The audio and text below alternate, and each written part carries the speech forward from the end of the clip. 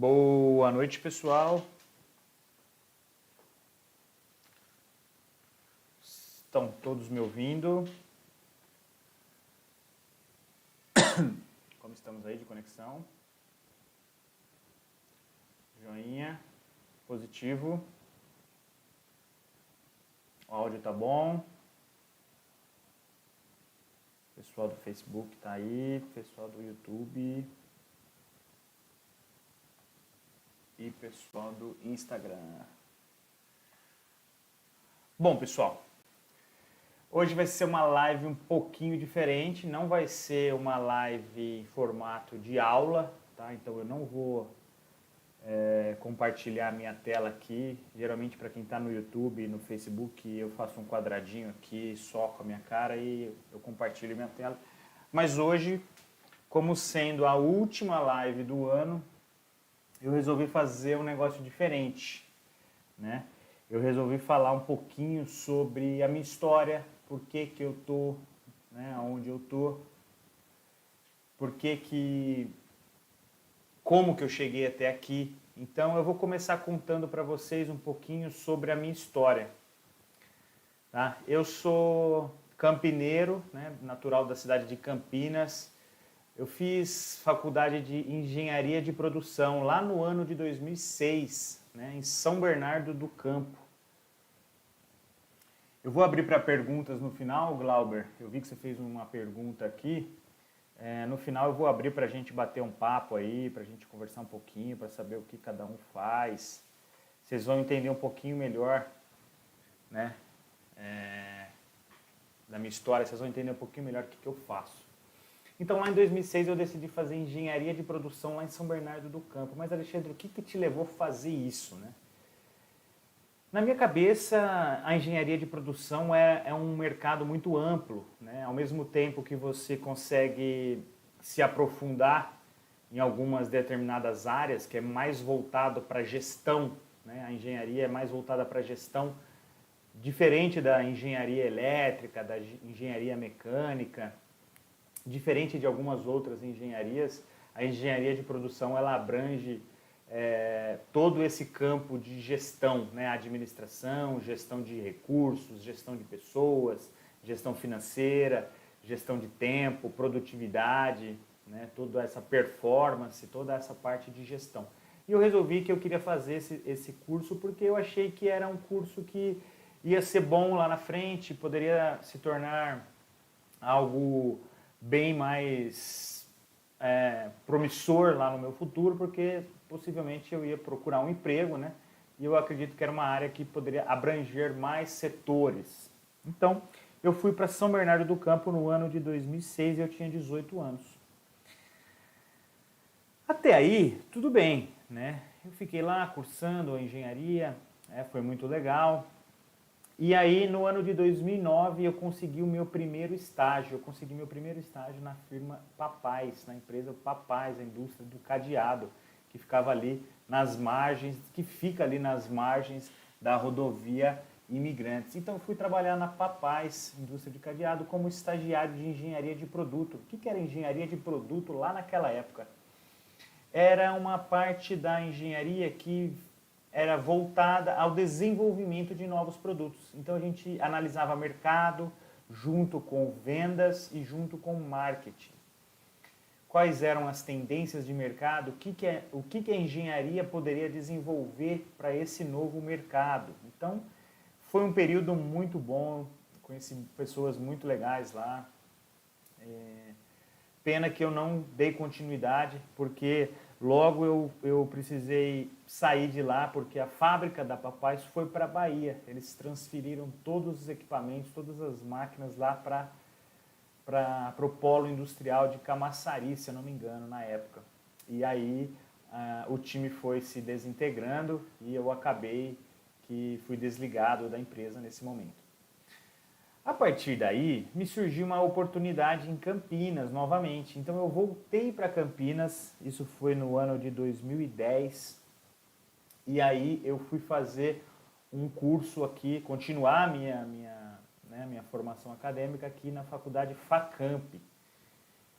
Para ser bem sincero para vocês, eu não gostei muito não, porque foi me prometido uma coisa, depois foi entregue outra, ficou aquela coisa meio diz que me disse, na verdade eu não gostei muito não. E eu conversei, né, com os meus pais, conversei com as pessoas, com os orientadores do curso e tal, e eu iria abandonar ali aquela faculdade que eu não estava feliz, não estava contente, eu já queria começar, e eu já queria trabalhar e a faculdade não me permitia trabalhar, porque era o horário integral, era um horário das 8 da manhã às 6 da tarde, eu não conseguia, né, trabalhar nesse período. Aí eu tive uma conversa muito franca com meu pai e eu resolvi voltar a fazer FEI lá em São Bernardo do Campo, mas eu voltei com a condição de arrumar já um trabalho e fazer a faculdade no período noturno. Então eu fui fazer a FEI no período noturno, fui estudar de noite, fui trabalhar durante o dia e fui estudar de noite. Logo de cara, eu consegui um bom estágio na empresa Siemens. Né? Para quem conhece, Siemens é aquela empresa de telecomunicações, de energia, que tem equipamentos hospitalares. Eu consegui um estágio na Siemens, então foi muito bom, foi muito positivo. Foi um período bastante, eu diria, cansativo, né? Porque a Siemens era na Lapa, né, perto ali do Cebolão, para quem conhece a região de São Paulo, e eu estudava lá em São Bernardo do Campo. Então, era uma distância muito longe, mas eu com fé e coragem, acordava cedo, pegava trem, pegava o metrô, às vezes ia de carro, às vezes não ia, quando dava, né, quando não dava, eu ia. Enfim, às vezes eu chegava atrasado para a minha aula do noturno, então, muitas vezes eu copiava matéria dos amigos, eu pegava algumas lições emprestadas e foi uma época que eu ralei bastante e aprendi muito também, aprendi muito na Siemens. Eu trabalhei na Siemens no setor de compras. Era um setor central, onde eles consolidavam todas as compras naquele setor. Então, os três pilares que na minha época eram da Siemens, que eram energia, telecomunicações e a parte de equipamentos hospitalares, os três setores concentravam as compras naquele prédio onde eu estava, naquela sede central. Então, todas as requisições de materiais, todos os fornecedores que tinham que ser homologados, todos os desenvolvimentos de fornecedores, passava pelo meu time, né, pelo time do meu chefe, e eu era responsável por fazer esse levantamento de fornecedor, quem que vai fornecer, né, o produto A, o produto B, o produto C, eu fazia todo esse cadastramento de itens, fazia todo esse levantamento dessa base de dados que era imensa. Eu não aguentei muito essa distância, começou a se tornar muito cansativo para mim, eu comecei a perder aulas, comecei a tomar faltas em algumas determinadas matérias lá na faculdade e o meu foco naquele momento era a minha formação acadêmica principal. Então, eu tive que deixar a Siemens por conta dessa distância.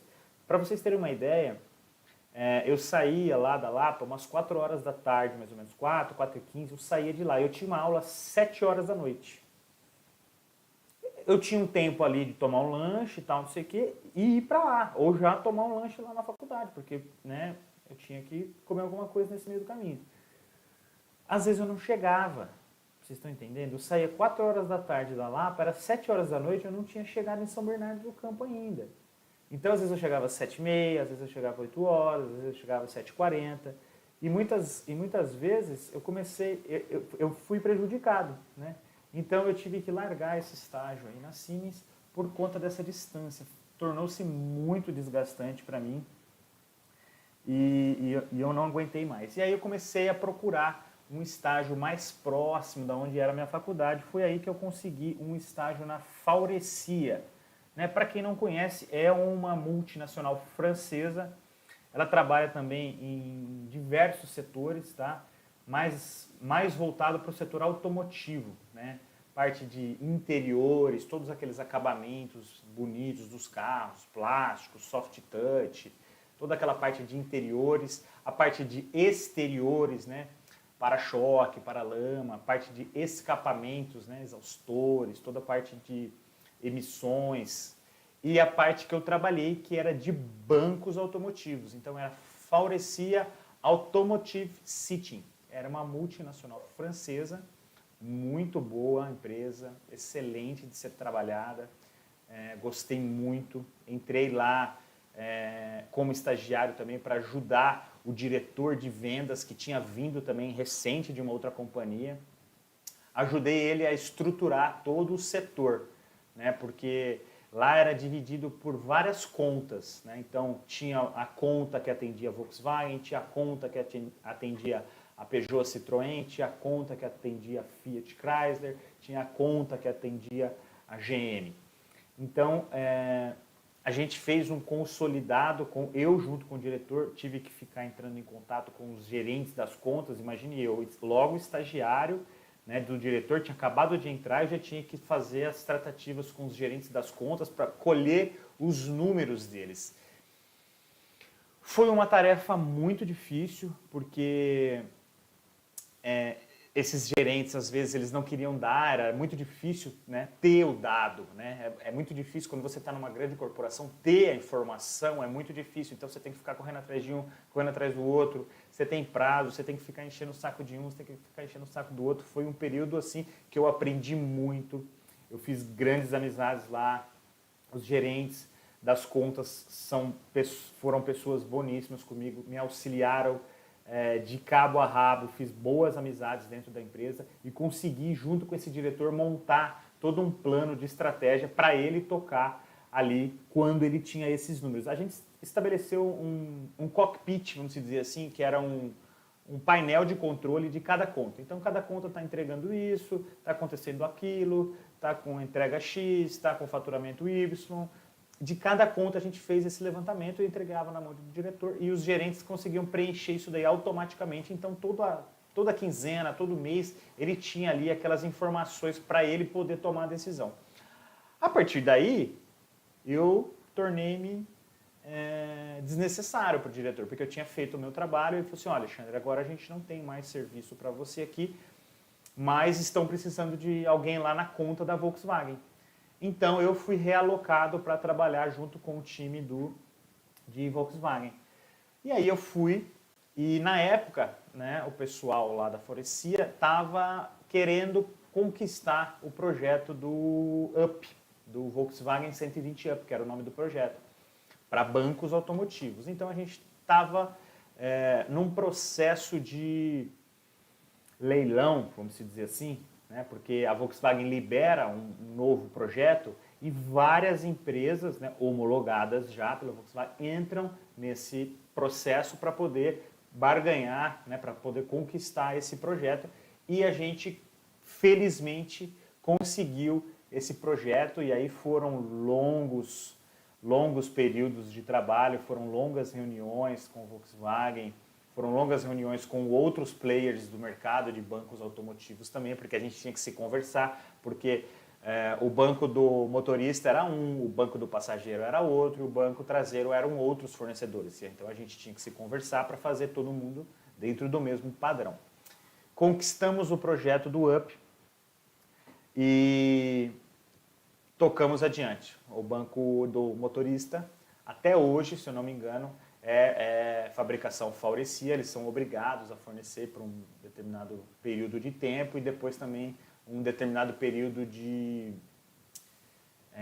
tem um nome, de estoque remanescente lá, que é alguma coisa assim. Enfim, em 2012 eu trabalhei na Faurecia. Em 2013 eu tive uma experiência fora do país, que eu fui para a Universidade de La Verne, né, que fica no miolinho lá da Califórnia, perto de Los Angeles. Não é no miolinho, é perto de Los Angeles. Eu fui para lá, eu fiz um curso lá de Business Management, que é mais essa gestão também do negócio. Como eu estava terminando já a faculdade de Engenharia de Produção, eu fui dar uma incrementada no meu currículo lá e eu fiquei um mês apenas, mas com aulas não só de inglês, tínhamos aulas de inglês no período da manhã e tínhamos aulas sobre os assuntos específicos de Business Management na parte da tarde. Então foi um período também muito bom, troca de experiência sensacional. Não perdi nenhum semestre da faculdade nem nada disso por conta desse intercâmbio, mas foi um período ímpar na minha vida. A gente fiz grandes amizades também, amigos que eu levo para a minha vida até hoje, que são americanos, que são da própria universidade, que são professores, que são alunos de lá, que tinha brasileiros também, que a gente fez amizades lá, e foi um período muito legal também. Em 2014, eu me formei na faculdade e eu vim para Campinas, né? Meu pai já estava começando a desenvolver esse projeto da JTA, que é a empresa que eu atuo hoje, então ele já estava precisando de alguém para vir ajudá-lo aqui em Campinas, e ele me chamou. Eu tive que romper o meu contrato com a Faurecia, porque o contrato de estágio lá eram apenas 2 anos, e eu vim para Campinas para auxiliá-lo nessa nova empreitada, que eram as perfiladeiras de drywall. Mas, nossa, Alexandre, você saiu de um mundo totalmente corporativo, totalmente, né, multinacionais e tal, para vir trabalhar aqui em Campinas, uma nova oportunidade. Vim porque acreditei no negócio, tinha estudado também sobre o mercado, vi que o mercado era bem promissor e o negócio estava começando a girar aqui em Campinas, e eu vi que meu pai estava precisando de auxílio e vim auxiliá-lo. Claro que estabelecemos condições, né? Tivemos uma boa conversa para nos estabelecermos, e a partir daí começamos a tocar o projeto JTA Perfil aqui em Campinas. O que a JTA fazia? Né? Eu vou explicar para vocês. Tivemos alguns processos de transição também na JTA.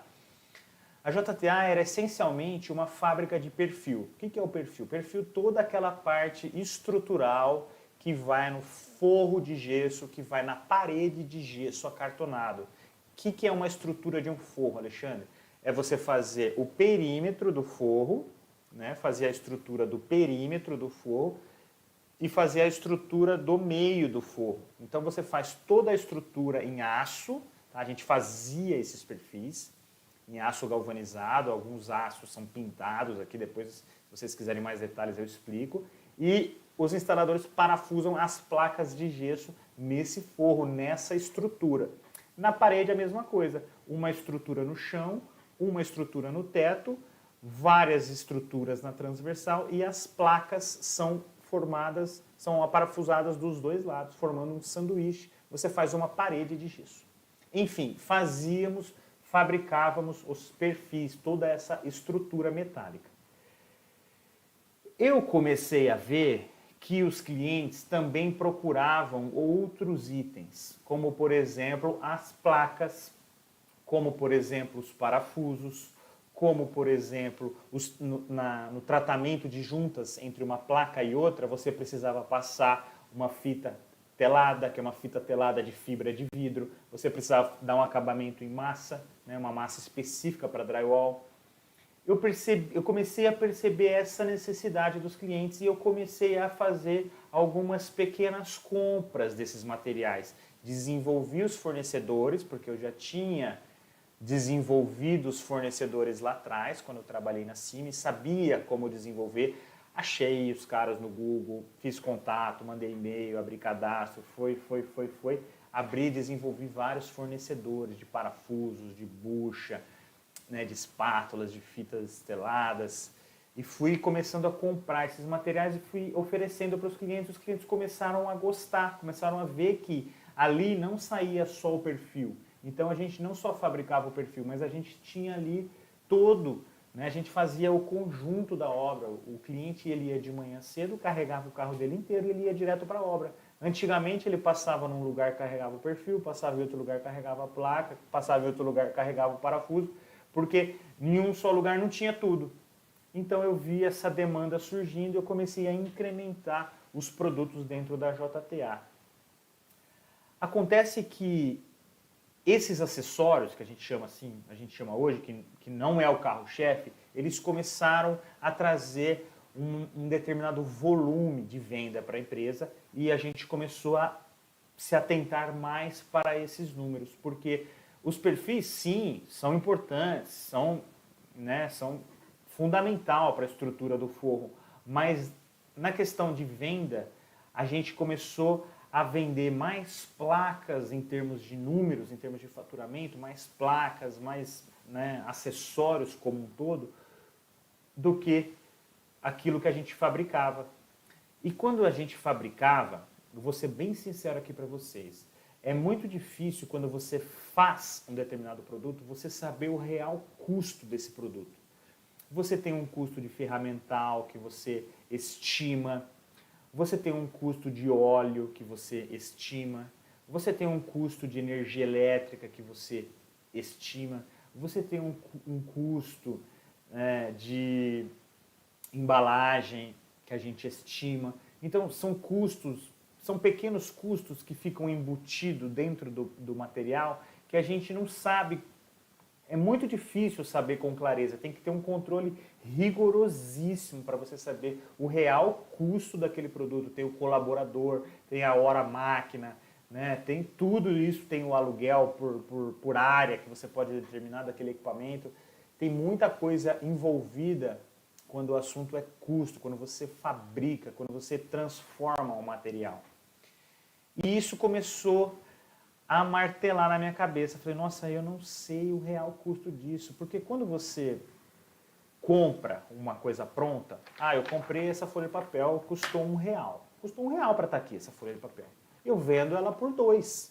Eu sei o custo e sei a venda. Quando eu vendia perfil, eu não sabia o custo.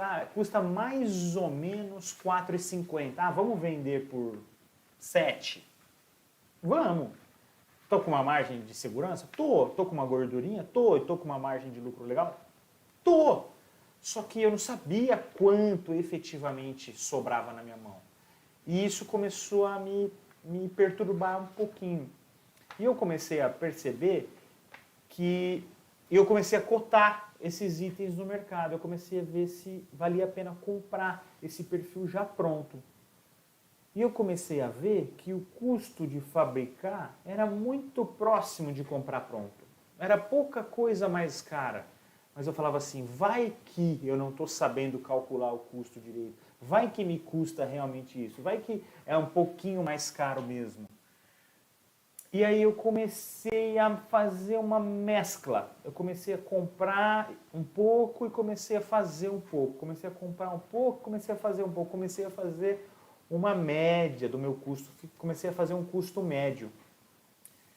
E aí surgiu outra oportunidade nesse meio do caminho. A gente já tinha, né, uma sociedade, já temos até hoje uma sociedade, e essa pessoa nos ofereceu uma terceirização do processo de fabricação. O que seria uma terceirização, Alexandre? As máquinas iriam para outro local, uma outra empresa produziria com as minhas máquinas e me mandaria o perfil pronto num custo real, que eu sabia. Custa 5, custa 5. E aí eu falei, é interessante. E aí fizemos esse negócio. Então as máquinas hoje da JTA Perfil estão alocadas em outro barracão, em outro município.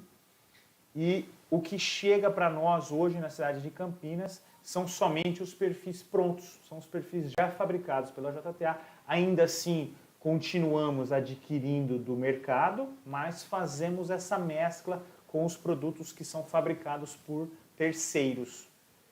E isso fez com que a JTA hoje se tornasse uma grande distribuidora de materiais. Vendemos placas, vendemos massas, vendemos portas, vendemos espátulas, estilete, broca, bucha de tudo quanto é tipo, parafuso de tudo quanto é tipo, fita telada, ferramentas elétricas, ferramentas a bateria. Temos catalogados posso falar uma bobagem, mas mais de 1000 itens no nosso portfólio de produtos. E tornou-se uma grande distribuidora hoje, e eu estou à frente de toda a operação, estou à frente de todo o time de vendas e estou junto com o meu time financeiro também. Então foi assim que a JTA foi criada e é aqui que eu estou hoje para vocês. E o que eu quero fazer agora? Eu estou entendendo que o cliente da JTA ele é um cliente mais voltado para a instalação. né? Ele é aquele instalador que ele pega um tipo de serviço bom e ele vai cotar o material conosco. Ele pode pegar um serviço bom, pode pegar um serviço ruim, isso varia muito, mas eu sei que hoje a JTA ela é cotada para fornecimento de materiais completos, tá? Gesso em pó, placa de gesso, toda a estrutura, todos os acessórios, né? O gesseiro, o instalador, ele vai lá e sai com todos os materiais para ele executar o serviço.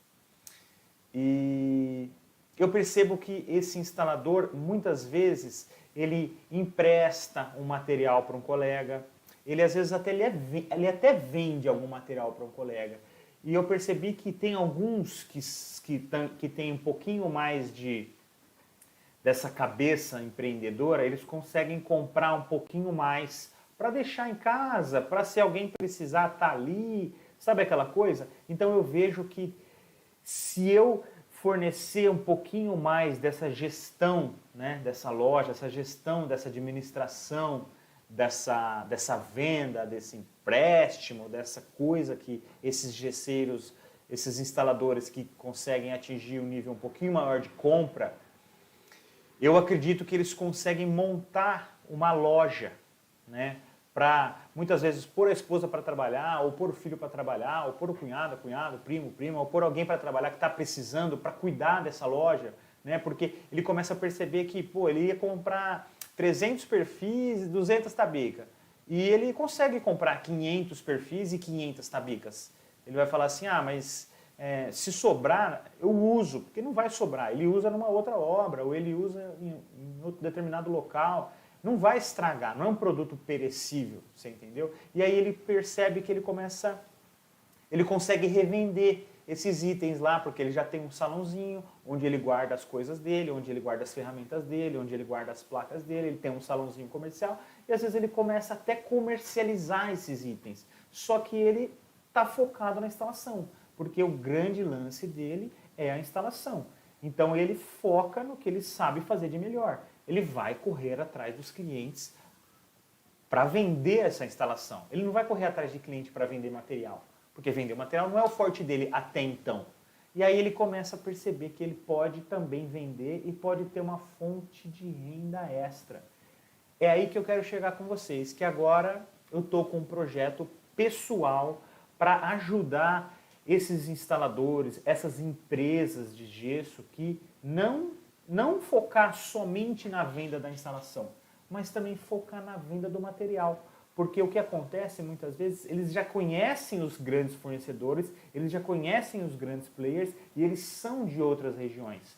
Eu tenho muitos clientes dentro do interior de São Paulo, eu tenho clientes em São João da Boa Vista, eu tenho cliente em São José dos Campos, eu tenho cliente em Pinhal, eu tenho cliente em Taubaté, eu tenho cliente em Minas, sul de Minas, eu tenho cliente em Jundiaí, São Paulo, Grande São Paulo, ABC, Osasco, Carapicuíba, eu tenho grandes clientes em várias regiões pulverizados dentro do estado de São Paulo até o sulzinho de Minas ali. E esses caras, eles vêm, compram de mim, eles voltam para a região deles.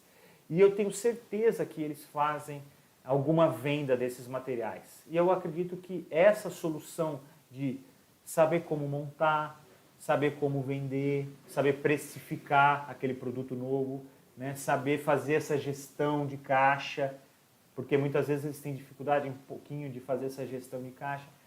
Esse projeto, que eu acredito que agora em 2021 eu vou conseguir implementar e eu vou ajudar empreiteiros e novos instaladores a fazer essa nova gestão, né? Então não só vender a instalação, mas também vender o material. Não vai emprestar para o seu colega, não vai emprestar para o seu amigo, você vai fazer uma venda, você vai conseguir vender. Em vez de você comprar somente aquele material para a obra, tudo bem, você está com o dinheiro contado, você está com o orçamento ali justo daquela obra, mas você tem condição, você acha que consegue, eu vou ajudar você nessa nova empreitada. Então esse é um projeto que eu estou aí para 2021 pessoal, de ajudar essas novas empresas de gesso, esses novos instaladores, esses empreiteiros, né, a fazer essa montagem de loja. Eu vou chamar de montagem de loja, mas entenda que é só mais uma venda que as pessoas podem fazer ali. E eu vou falar também um pouquinho hoje sobre a perspectiva que eu tô do mercado. Claro que a gente poderia chamar aqui alguma pessoa que possa falar sobre isso de uma forma mais prudente, até eu diria. Eu tenho colegas que estão no setor aí de financeiro, que estão no setor da indústria metalúrgica como um todo, na siderurgia como um todo. Poderia até convidá-los aqui para uma outra live, mas eu vou falar para vocês o meu sentimento, tá? O meu sentimento hoje é de que logo, logo, o material importado, que a gente fala, mas que a maioria das vezes é chinês, o material vem da China mesmo, o aço vem da China mesmo, vai ser descarregado aqui no Brasil. Já está sendo aos poucos, né? Está chegando aos poucos aqui no Brasil, está chegando a conta-gota aqui no Brasil, nos portos, né? Principalmente ali Porto de Paranaguá, o Porto lá do Sul, né? Santos também. Muito aço chega nesses portos e eu acredito que as indústrias nacionais vão ser obrigadas a baixarem os preços um pouquinho, sim. Claro que não vão baixar como era no começo de 2020, né? Lá em janeiro, fevereiro, março era um valor, agora em dezembro já está um valor absurdo. Todos os materiais de todos os setores subiram, principalmente o da construção. Eu acho que eu tenho na minha visão que é um setor mais sensível da economia. Qualquer instabilidade, o setor da construção civil sente muito, né? Ele é muito sensível, essa é a palavra, estou tentando achar uma outra palavra, mas eu acho que é isso. Qualquer desviozinho, ele varia muito, né? E com a chegada desse material chinês, a indústria nacional vai ser obrigada a baixar um pouco só para dar aquela equalizada, só para dar aquela assentada no preço, mas não vai subir. Então eles vão dar uma assentada no preço, porque o material vai chegar, vai ter concorrência, vai ter abundância de material, que é algo que não está acontecendo hoje. Tá? Estamos com dificuldade de achar aço no mercado, de qualquer natureza, fina quente, fina frio, galvanizado, latão, inox, alumínio, enfim, vergalhões, de qualquer bitola. A dificuldade está imensa e as usinas estão sem previsão. Então, o que os grandes fornecedores estão fazendo trazendo, as grandes importadoras estão trazendo esse material de fora, e aí a hora que a nacional tiver, vai ter, aí não vai querer. Tá? Aí o grande player vai falar assim, não quero mais, porque eu já tenho, você não conseguiu me atender na época que eu precisava, agora eu já tenho. Então vai dar uma equalizada aí nos preços e eu acredito que o mercado para o ano de 2021 é promissor, tá? Tem muita obra nascendo, principalmente aqui nas regiões metropolitanas, Campinas, Sumaré, Hortolândia, Paulínia. Aqui na região tem muita obra nascendo, tem muito condomínio nascendo, tem muito apartamento nascendo. Eu acredito que vai ser um ano muito bom para a parte de instalação de forro, para a parte de instalação de parede. Tem muita gente repensando no office, né, no escritório. Então vai ter muito escritório para reformar, vai ter muito escritório para nascer, vai ter muito escritório que vai reduzir, mas ao mesmo tempo vai ter muita clínica abrindo, vai ter muita escola retomando as atividades, vão ter muitas coisas acontecendo nesse ano de 2021, que eu acho que é o casamento perfeito, né? O material vai dar uma sentada e a demanda vai dar uma subida, então vai estar tudo caminhando legal para conseguir fazer essas instalações, e eu acredito que vai ser um ano muito bom para todo mundo aí. Beleza, pessoal? Vocês têm alguma pergunta? Eu vi que o pessoal entrou aí no Instagram. Se vocês quiserem fazer pergunta, fala Julião, tá na área. Gesso Vitória, Daniel, Ebert, Valmord, Thalys Decorações, o Glauber, Betão. Todo mundo participou aí, nem que for um pouquinho. Nós estamos aí. Temos mais alguns minutinhos aí para se alguém quiser fazer alguma pergunta. Eu falei um pouquinho da minha história, né? Expliquei um pouquinho como eu cheguei aqui, porque eu tinha muito essa questão. Muitas pessoas me perguntavam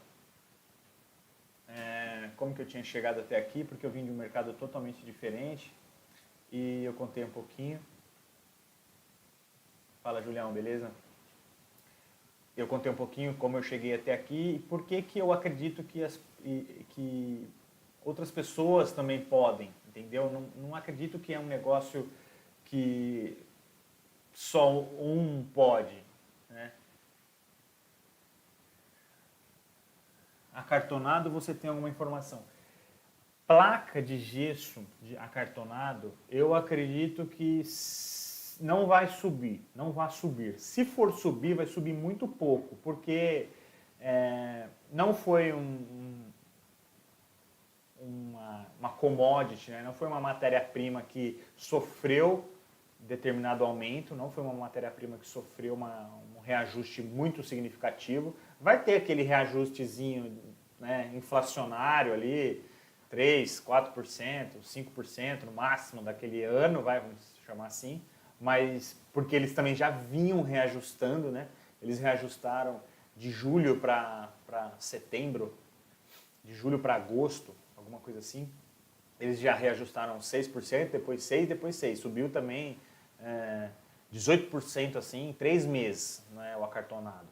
Mas agora em 2021 acredito que não vá, que a demanda está boa, as fábricas estão conseguindo atender, que chegou um determinado momento em 2021, em 2020, que Gibson, Knauf e Placo não estavam conseguindo produzir. Eles estavam com capacidade na tampa, porque as placas elas vêm com a data, né? E tava chegando placa de 2 dias atrás. Tipo assim, né? Hoje é dia 29. Tava chegando placa no barracão com data do dia 27, entendeu? Tava chegando muito, muito fresca, vamos chamar assim. Agora tem material, tem matéria-prima, eles estão conseguindo atender e esses reajustes de acartonado, eu acho que já foi. Indústria nacional e matéria exclusiva do Brasil, muito caro. Concordo. Material no Brasil, muito caro. Por isso que eu acredito que vai chegar grandes quantidades da China. Vai ser despejado muito aço chinês aqui nos próximos meses, até março. Fevereiro e março vai chegar, nossa, muito material chinês. E vai ter muito material. Vai ter muito material e a indústria nacional vai ser obrigada a ceder. Vai ser obrigada a baixar um pouco, sim. Não vai abaixar muito, mas vai abaixar um pouquinho. Eu acho que é o suficiente só para dar aquela assentada no preço. Todo mundo já acostumou com o preço, né? Bem dizer. Já acostumou pagar caro. O brasileiro, o ser humano, naturalmente, ele tem esse alto poder de adaptação. Então ele vai se adaptando conforme o meio. Aí eu acredito que vai só dar uma assentada, o preço só vai dar uma ajustadinha. Produz, a China produz. Não conheço o nome do produto chinês. O Júlio perguntou aqui para o pessoal do YouTube e do Face se a China produz acartonado. Não conheço, mas com certeza produz. A China produz tudo. Hoje em dia, a China produz tudo. Né? Tudo. Tudo que você imaginar, até o que você não imaginar, a China produz. Mas não consigo ver como chegaria esse produto aqui. Porque o material é muito perecível. Não sei se esse é o termo, mas é muito sensível também, né? Maresia, transporte e tal. Não sei se tem matéria-prima lá, não sei se o Brasil exporta esse tipo de matéria-prima, não sei se o Brasil exporta gipsita para lá. Não sei. Porque eu sei que as minas de gipsita são maioria Brasil. México tinha muita gipsita também, por isso inclusive da placa Ultralight, USG Sheetrock. Era Sheetrock USG Ultralight. Era uma placa que tinha um rótulo verde e azul, lembra? Eu lembro dessa placa.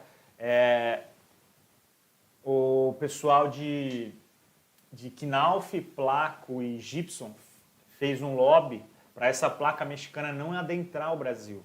Então eles fizeram com que o governo sobretaxasse um imposto de importação muito alto e a placa ficou inviável aqui no Brasil. Era muito boa, ela era ultralight, né? Era o que é ultralight, que era super leve. Que hoje uma placa de gesso pesa 18 quilos, uma placa de 1,20 por 1,80. Essa ultralight pesava 12 quilos, entendeu? Era 6 quilos a menos. Era muito fácil de se trabalhar com ela. O pessoal subia no andaime com ela nas costas. Era excelente a placa. Pois é. Também acho que a indústria do acartonado pegou pesado. A Top Gesso tentou entrar nesse segmento de mais leve, mas não é muito mais leve. Eles não conseguiram ainda ajustar a química da placa, e eu acredito que não é tão mais leve, não tem tanto mais benefício do que a outra. Isso só pode fazer para forro, né? Essa daí é exclusiva para forro. Você não pode colocar a Top Gesso. De todas as marcas tem o seu nome. Top Gesso, acredito que é da Gibson. A Super Leve é da Placo. E tem uma outra lá que é a da Knauf. Não sei se a Knauf tem. Exatamente. Tinha muita fibra, eles tiraram as fibras. Não sei se para baratear ou para estabelecer alguma outra resistência mecânica dentro da placa, mas eles retiraram as fibras. Inclusive, quando você cortava a placa assim, você via todas aquelas fibras, né, na luz, e foi retirado isso daí. Não sei por qual motivo, acredito que por custo, mas não sei se influencia na qualidade do material, com certeza, né, na resistência mecânica, na resistência até térmica, eu diria. A quantidade de fibras entrelaçadas que tinha lá pode influenciar até na resistência térmica da placa. Beleza, pessoal? É isso aí. Eu acredito que o ano que vem vai ser um ano muito bom. A gente tem grandes expectativas aí, muitas fontes de informações positivas. E em janeiro vai vir novidade. Tá? Em janeiro eu vou fazer esse lançamento para vocês desse projeto pessoal, ajudando instaladores a também venderem os materiais, não venderem só a mão de obra, mas venderem também os materiais. Também para os seus clientes, né, que já fazem já contratam as instalações. Eu sei que alguns já cobram um pouquinho a mais no valor do material, mas eu vou ajudar vocês que querem vender mais materiais para outros instaladores, para colaboradores, né, para outros gesseiros, para outros empreiteiros. Vocês sabem, vocês conseguem ver que tem mais obra, vocês também podem fornecer esses materiais para essas outras pessoas também. Eu vou fazer esse projeto andar logo em janeiro. Então aguardem que teremos novidades. Tá bom, pessoal? Forte abraço para vocês, boas festas, aproveitem com suas famílias, todos em segurança, de máscara, de álcool em gel e todas as higienes que devem ser feitas. Tá bom? Valeu, um forte abraço, fiquem com Deus.